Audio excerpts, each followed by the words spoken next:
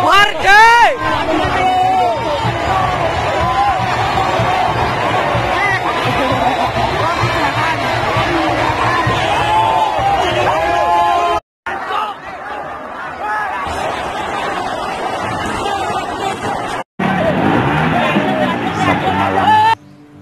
Tanggal 1 Oktober 2022 menjadi malam kelabu, hari terburuk bagi persepak bolaan nasional.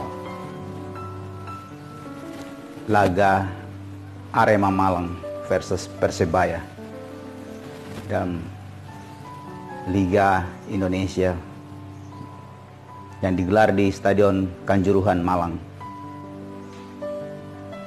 berakhir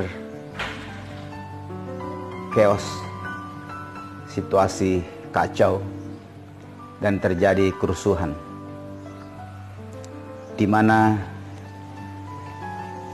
supporter Aremania tidak menerima kekalahan. Tim kesayangannya ditaklukkan oleh tim bajul hijau Persebaya 2-3 di kandang sendiri.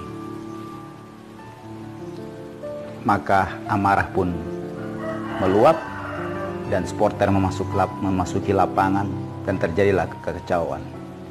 Aparat keamanan terpaksa bertindak, menghalau, bahkan menembakkan gas air mata.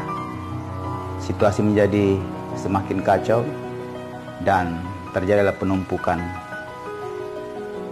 manusia di pintu keluar, dan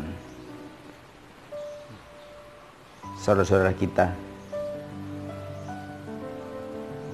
seratusan orang lebih harus meregang nyawa di stadion kebanggaan masyarakat Jawa Timur, di stadion yang dibangun oleh uang rakyat sendiri, dan dalam suasana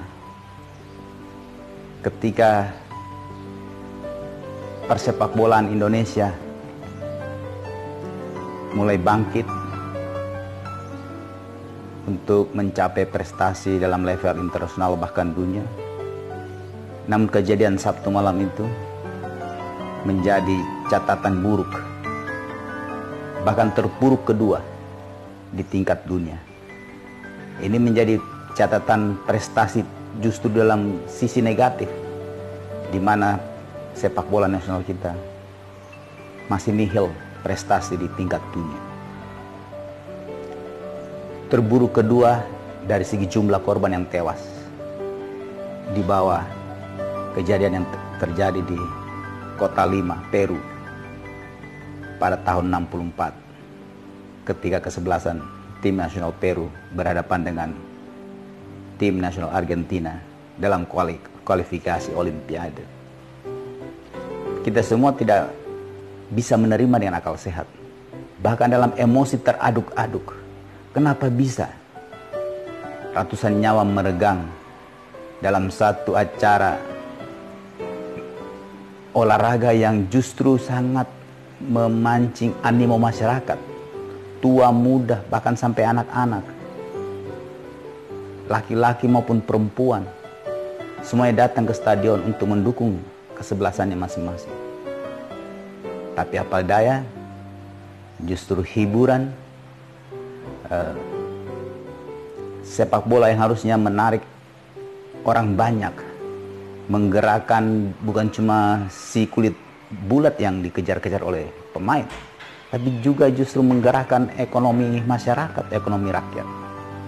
Mulai dari penjual souvenir, penjual jersey, penjual makanan, minuman, jajanan, angkutan kota penuh dengan supporter yang berdatangan, penjajah-penjajah asongan, semuanya bisa menikmati pertandingan sepak bola sebagai sebuah industri olahraga yang terbesar dari segi jumlah pemain dan jumlah penonton.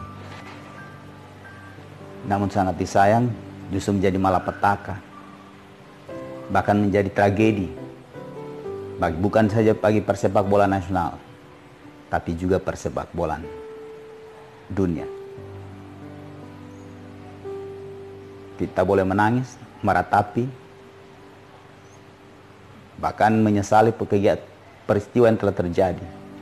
Tapi ada satu hal yang harus kita berbuat dan kita harus segera berbenah. Mulai dari manajemen persepak bolaan, pembibitan, sampai dalam hal manajemen pertandingan yang bisa atraktif dan juga bisa menarik minat orang dan juga bisa menggerakkan, menggairahkan roda perekonomian. Sepak bola adalah industri yang bisa menggerakkan ekonomi dari yang kecil sampai yang besar, dari yang hulu sampai yang hilir.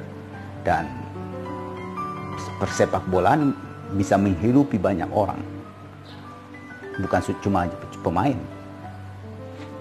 industrinya, tapi juga hal-hal terkait. Dan dia menimbulkan efek ganda, multiplier effect bagi perekonomian masyarakat atau ekonomi di daerah tersebut. Jika ini kita lihat sebagai sebuah industri, maka industri itu harus menghibur, juga memasukkan satu nilai ekonomi, bukan saja bagi pelakunya, tapi juga bagi masyarakat lebih luas. Kita tentu tidak bisa menerima kenyataan yang sudah terjadi, tapi paling tidak kita bisa berbenah. Jangan hanya karena kalah lalu kita marah. Jangan hanya karena tim kesayangan kita dikalahkan di kandang sendiri, terus kemudian amarah meluap. Karena sepak bola adalah tontonan. Biarkanlah mereka bermain dan kita hanya menonton dan mendukung saja. Karena suatu saat kelak kita pun bisa akan menang dalam pertandingan beda. Saya teringat dengan kejadian di Meksiko tahun 86, di mana Jerman Barat kala itu kalah dari timnas Argentina. Tim Tango membantai tim Jerman Barat, tim Panzer dengan 3-2 di final.